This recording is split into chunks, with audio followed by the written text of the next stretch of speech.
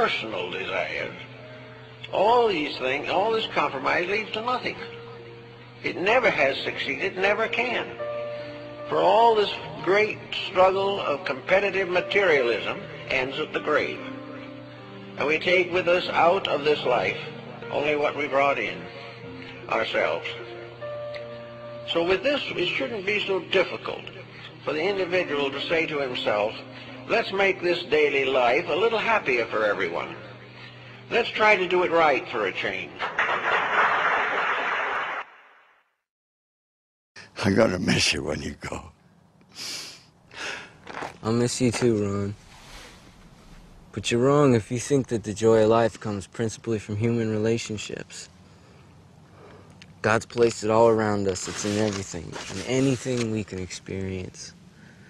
People just need to change the way they look at those things.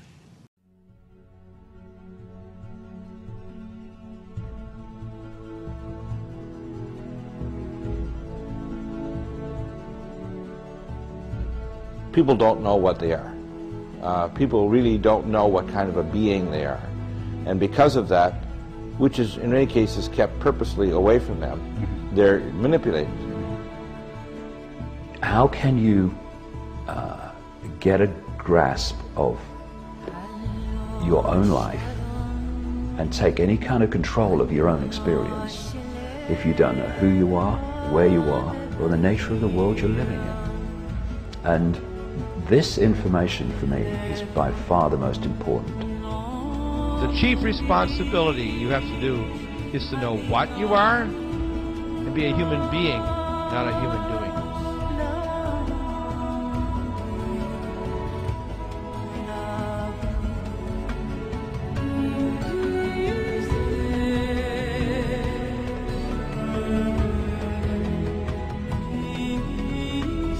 If we truly knew what we were, we would never do what we're doing.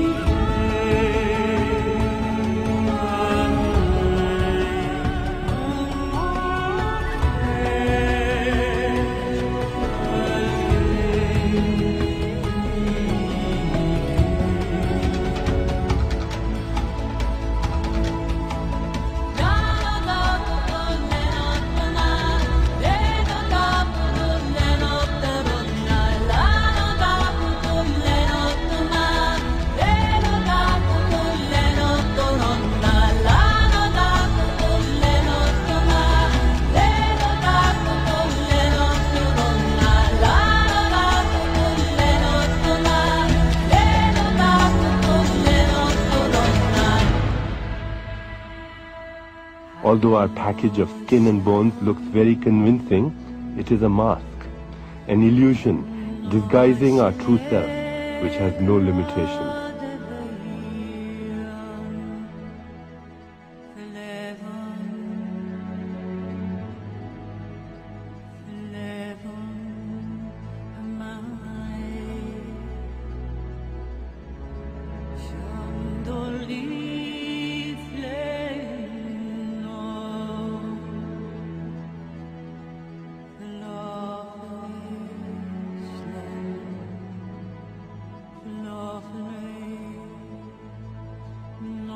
Every physical visible force is merely a manifestation of one of these great invisible streams of energy that functions in space.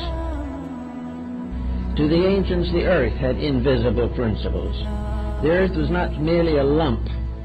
The whole planet is a vast organism, a tremendous, vital, dynamic structure. Or as the ancients put it, the earth is alive.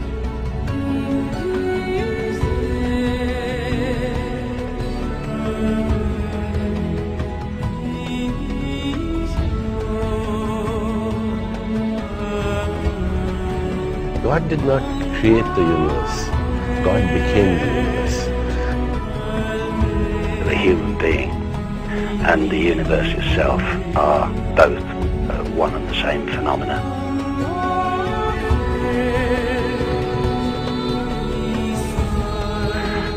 In other words, every human being is a miniature universe, and each of us contains within us all the forces and possibilities of the greater universe. Your eyes are the eyes of the universe, and when you look at an object, it's the universe looking at itself through those eyes.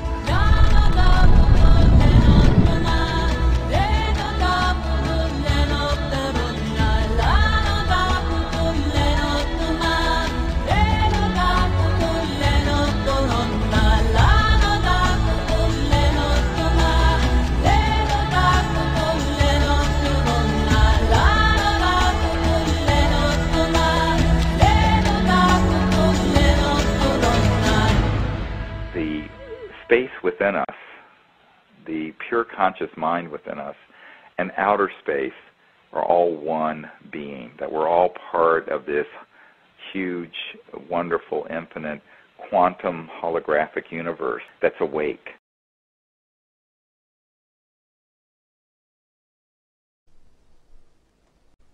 This isn't real. What is real? How do you define real?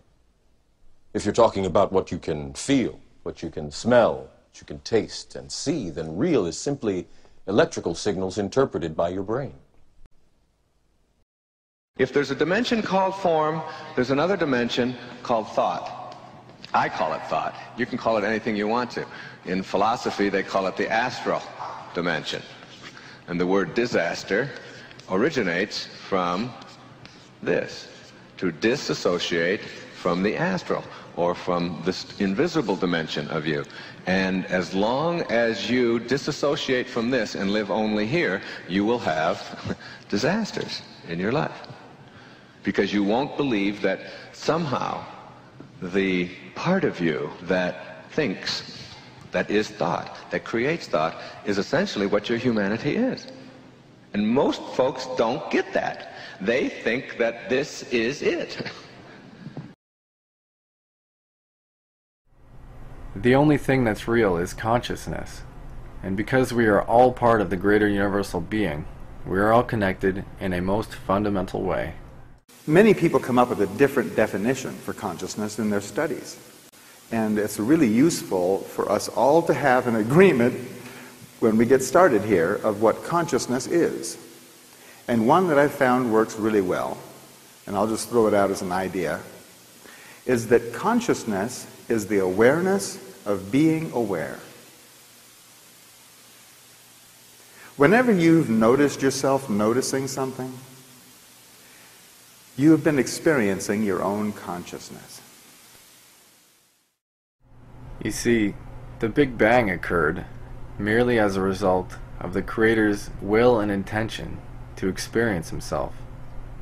And so it expanded outwards and manifested itself as consciousness into everything that exists. So not only are we a part of God, but we possess all the unlimited power to create as God does. And our free will was his greatest gift of all. Through the fabric of space and time, scientists have recently been able to measure and demonstrate our connected consciousness. The Global Consciousness Project is an evolutionary step out of 50 years of prior experiments. The experiments were looking at the relationship between mind and matter. I mean, it all devolves back into the question, what is the role of mind in the physical world? A question tonight, can you actually measure the emotional outpouring in a worldwide crisis? Sometimes scientists think that they have done just that. Their machines and computers found a bizarre pattern right after several global disasters. CBS News' Brendan Keefe explains this phenomenon. September 11th deeply affected people far beyond New York and Washington. The attack sent shockwaves around the world, a global reaction that triggered a spike in a network of scientific instruments, just like a seismograph during an earthquake. Each of those showed a similar pattern of change during that day. Retired Princeton scientist Dr. Roger Nelson believes the emotional focus of millions of people